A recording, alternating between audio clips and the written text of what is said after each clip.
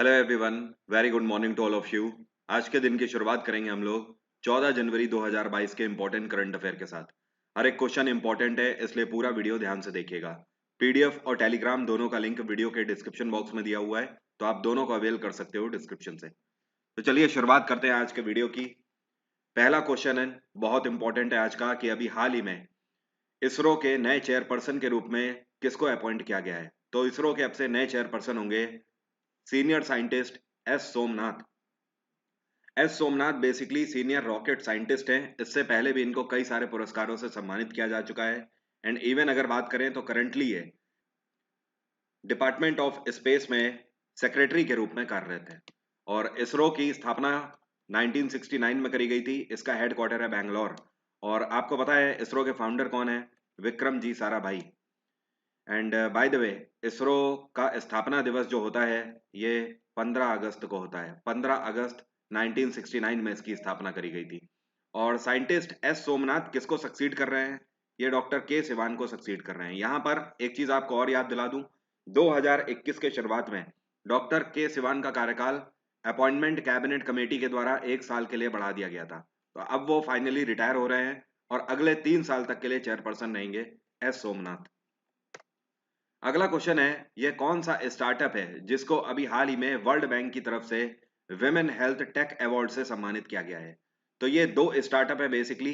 एक तो है निरामई स्टार्टअप और दूसरा है इंक एसएल स्टार्टअप। ये दोनों स्टार्टअप को अभी हाल ही में सम्मानित किया गया है वर्ल्ड बैंक की तरफ से विमेन हेल्थ टेक अवार्ड से।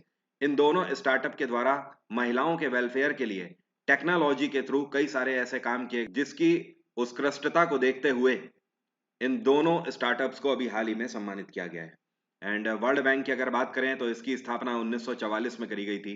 इसका हेडक्वार्टर है वॉशिंगटन डीसी और इसके प्रेसिडेंट हैं डेविड मलपास। कौन है? David Malpass.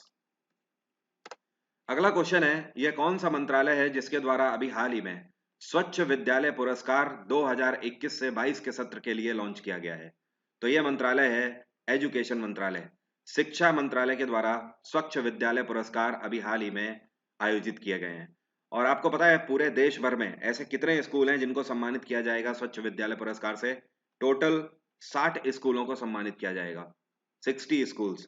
And apart from that अगर बात करें तो इन सभी स्कूलों को, मतलब प्रत्येक स्कूल को, क्योंकि इन्होंने जिस तरीके से स्वच्छता को मेंटेन किया हुआ है बच्चों की पढ़ाई के लिए और वहाँ के कल्चर को प्रमोट करने के लिए, साथ में बच्चों को हर तरीके की सुविधाएं दी गई हैं स्कूलों के अंदर। तो इन बेस्ट 60 स्कूल को 60,000 रुपी पर स्कूल के हिसाब से दिए जाएंगे सरकार की तरफ से। पहले यह धनराशि स्वच्छ विद्यालय पुरस्कार के तहत 50,000 मिलती थी पर स्कूल को, लेकिन इस बार 10,000 रुपए बढ़ा दिए गए हैं। अब 60,000 रुपए पुरस्कार स्वरूप प्रति स्कूल को दिए जाएंगे। और एजुकेशन मंत्रालय किसके पास है? यह है इस टाइम पे धर्मेंद्र प्रधान के पास। होम अफेयर्स मंत्रालय अमित शाह के पास है। वुमेन एंड चाइल्ड डेवलपमेंट है स्मृति ईरानी के पास। और सोशल जस्टिस एंड एम्पावरमेंट मंत्रालय है इस टाइम पे वीरेंद्र कुमार के पास। अगला क्वेश्चन है, अभी हाल ही में निकारागुआ के नए राष्ट्रपति के रूप में किसको अपॉइंट किया गया है? तो ये नए राष्ट्रपति नहीं, बेसिकली एक बार फिर से इलेक्ट किए गए हैं डैनियल ऑर्टेगा। क्या नाम है? Daniel Ortega. और ये चौथी बार है जब इनको निकारागुआ के राष्ट्रपति के रूप में चुना गया है फिर से।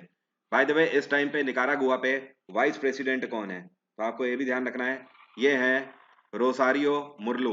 क्या नाम है? रोसारियो मुर्लो। एंड निकारागुआ बेसिकली एक साउथ अमेरिकन कंट्री है और इसकी कैपिटल है, इसको बोलते हैं मानागुआ। क्या बोलते हैं? मानागुआ। निकारागुआ में आपको पता है कौन सी करेंसी चलती है? यहाँ पर कॉर्बडो चलता है। क्या चलता है? कॉर्बडो।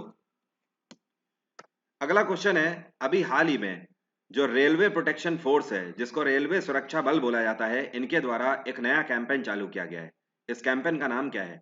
इस कैंपेन का नाम है मिशन स्मार्ट यात्रा।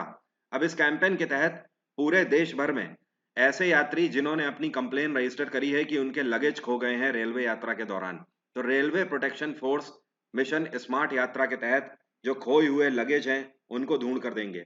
और आपको इंटरेस्टिंग बात बताऊं, अभी पिछले 2 से 3 दिनों में ही रेलवे प्रोटेक्शन फोर्स ने मिशन स्मार्ट यात्रा के तहत ही 40 लोगों को रेस्क्यू भी किया है। तो 40 ऐसे लोग हैं जिनको कहीं ना कहीं रेलवे के दौरान, यात्रा के दौरान रेस्क्यू किया गया। एंड आरपीएफ बहुत पुरानी है, इसकी स्थापना करी गई थी 1872 में। आरपीएफ का हेडक्वार्टर है प्रयागराज, उत्तर प्रदेश का, और इसके इस टाइम पे डायरेक्टर जनरल हैं सीनियर आईपीएस अधिकारी संजय चंदर। कौन है? संजय चंदर। अगला क्वेश्चन है, अभी हाल ही में सुप्रीम कोर्ट के द्वारा एक कमेटी बनाई गई है जिसमें किसको हेड के रूप में अपॉइंट किया गया है, और ये सुप्रीम कोर्ट की फॉर्मर जज भी रह चुकी हैं। तो सुप्रीम कोर्ट के द्वारा 5 सदस्यों की एक कमेटी बनाई गई है और इसके हेड के रूप में जस्टिस इंदु मल्होत्रा को अपॉइंट किया गया है। इंदु मल्होत्रा इससे पहले सुप्रीम कोर्ट की जज रह चुकी हैं एक टाइम पे। और अभी 5 जनवरी को आपको याद होगा, प्रधानमंत्री नरेंद्र मोदी जब पंजाब दौरे पर थे तो उस टाइम पर कई सारे सिक्योरिटी ब्रीचेस देखने को मिले थे। उसके लिए सुप्रीम कोर्ट के द्वारा एक नई कमेटी का गठन किया गया है। ये 5 सदस्यीय कमेटी उस पूरे मामले की जांच करेगी और इस कमेटी को लीड करेंगी इंदु मल्होत्रा। बाय द वे, इस टाइम पे सुप्रीम कोर्ट के जो हमारे सीजेआई हैं, चीफ जस्टिस ऑफ इंडिया, ये कौन है? ये हैं एनवी रमन।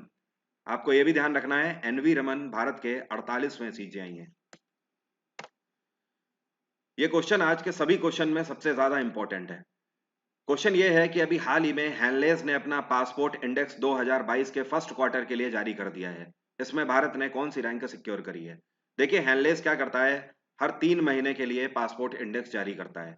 ठीक है, तो लास्ट टाइम हैंडलेस ने पासपोर्ट इंडेक्स जारी किया था अक्टूबर 2021 में, आखिरी क्वार्टर के लिए। अब 2022 लग चुका है तो 2022 के पहले क्वार्टर के लिए इन्होंने जारी किया है और इसमें भारत ने रैंक सिक्योर करी है 83 रैंक सिक्योर करी है। और आखिरी सत्र में भारत ने 90 रैंक सिक्योर करी थी। तो आप देख सकते हो इस बार भारत के पासपोर्ट की स्थिति काफी बेहतर हुई है पहले से, 7 पायदान हम ऊपर आ गए हैं। यहीं पर आपसे ये भी पूछ सकता है कि हैंडले पासपोर्ट इंडेक्स 2022 के फर्स्ट क्वार्टर को टॉप किसने किया है? तो एक बार फिर से जापान ने इसको टॉप किया है। जापान के साथ सिंगापुर भी है। जापान और सिंगापुर दोनों पहले पायदान पे हैं, तो दोनों ने ही टॉप किया है इसे। और अगर आपसे पूछे सबसे आखिरी में कौन रहा, तो सबसे आखिरी में अफगानिस्तान। कौन सी रैंक है अफगानिस्तान की? 111वीं रैंक, जो कि सबसे आखिरी रैंक है। अगला क्वेश्चन है, control S has install Asia's largest gas insulated substation in which city? अभी हाल ही में कंट्रोल एस के द्वारा एशिया का सबसे बड़ा गैस इंसुलेटेड सबस्टेशन प्लांट की स्थापना कौन से शहर में करी गई है? इसकी स्थापना मुंबई के अंदर करी गई है। और इस गैस प्लांट की खास बात यह है कि ये 300 मेगावाट तक बिजली का उत्पादन कर सकता है। इसके अलावा इसको एक्सटेंड भी किया जा सकता है और एक्सटेंड करने पर इसकी कैपेबिलिटीज ये 700 मेगावाट तक बिजली का उत्पादन भी कर सकता है। कंट्रोल एस की बात करें तो ये basically managed service provider company है।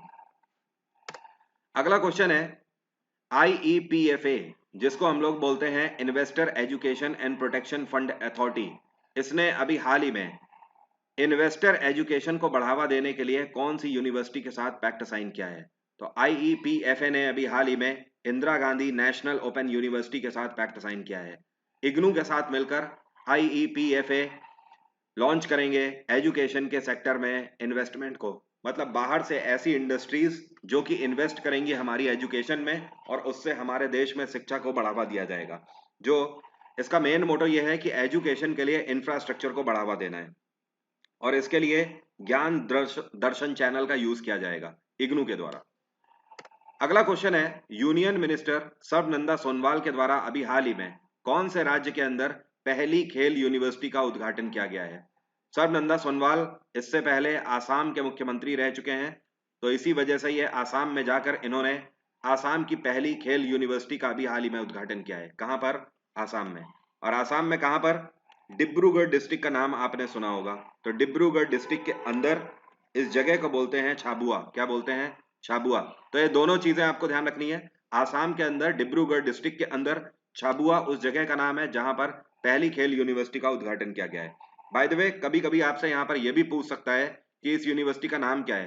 तो ध्यान रखिएगा, इस यूनिवर्सिटी का नाम है श्री श्री अनिरुद्ध देव स्पोर्ट यूनिवर्सिटी। यहाँ पर मैं लिख देता हूं, श्री श्री अनिरुद्ध देव स्पोर्ट यूनिवर्सिटी। इसका उद्घाटन अभी हाल ही में किया गया। बाय द वे, ये जो इस टाइम पर मुख्यमंत्री हैं आसाम के, ये कौन है? ये है हिमांता बिस्वा शर्मा। और सर्बानंद सोनोवाल इस टाइम पे कौन सा मंत्रालय संभाल रहे हैं? ये आयुष मंत्रालय संभाल रहे हैं। त्रिपुरा में बिप्लब कुमार देब की सरकार है नागालैंड में नेपियर यो की सरकार है और मणिपुर में बीरेन सिंह की सरकार है। ध्यान रखिएगा, मणिपुर में इस बार विधानसभा इलेक्शन होने जा रहे हैं जो कि 27 फरवरी और 7 मार्च 2 सत्रों में आयोजित किए जाएंगे। अगला क्वेश्चन है, which company has setup quantum lab in partnership with IBM. IBM के साथ मिलकर यह कौन सी कंपनी है जिसने अभी हाल ही में क्वांटम लैब की स्थापना करी हुई है? तो यह है केप जेमिनी।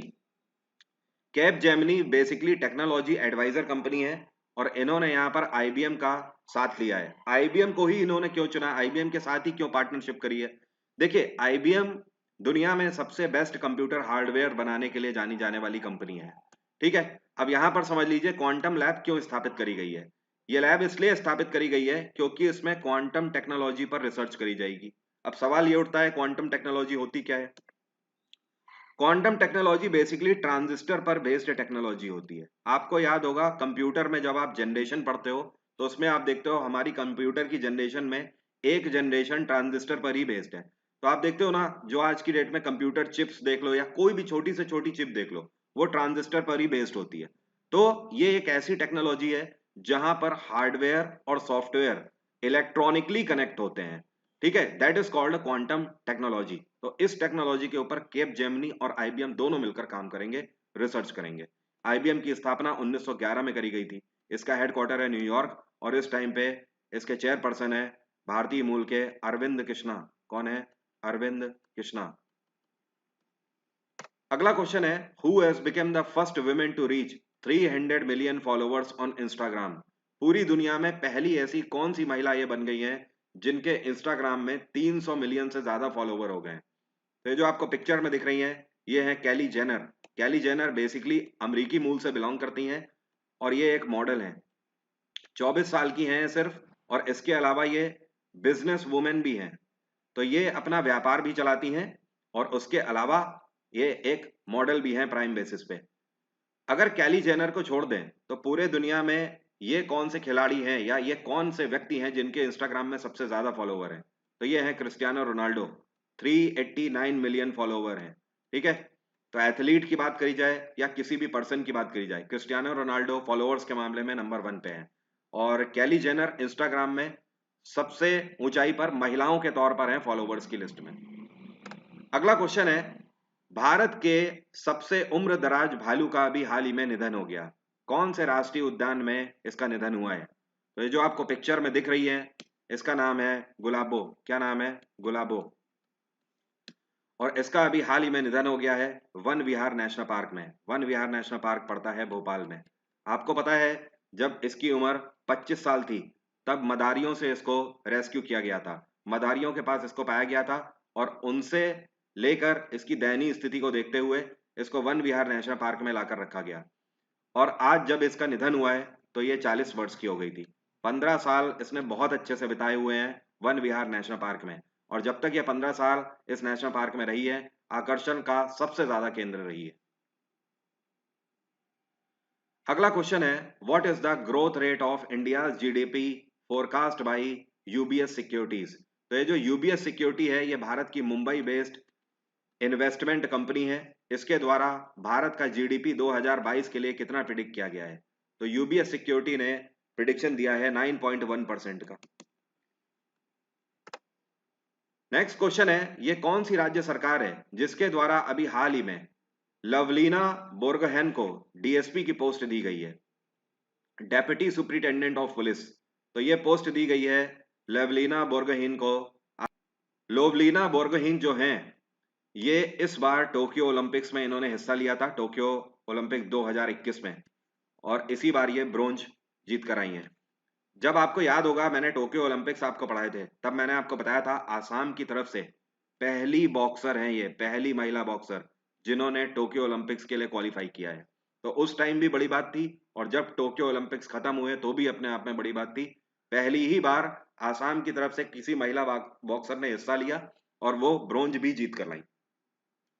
तो इस वजह से बॉक्सिंग में झंडे गाड़ने के बाद इनको आसाम में हेमंता बिस्वा शर्मा जो कि वहाँ के मुख्यमंत्री हैं उनके द्वारा डीएसपी की पोस्ट अभी हाल ही में दी गई है। एंड उड़ीसा में नवीन पटनायक की सरकार है, मणिपुर में बीरेन सिंह की सरकार है, नागालैंड में नेपियर यो की सरकार है। आपको ध्यान रखना है 2 दिन हो चुके हैं full batch foundation batch start हो चुका है अनअकैडमी प्लस में। अगर आप स्टिल उसे ज्वाइन करना चाहते हैं तो कर सकते हैं वरुण 777 डिस्काउंट कोड के साथ। इस कोड की मदद से आपको बेस्ट ऑफर्स और साथ में एक्स्ट्रा 10% का डिस्काउंट मिल जाएगा अनअकैडमी पर।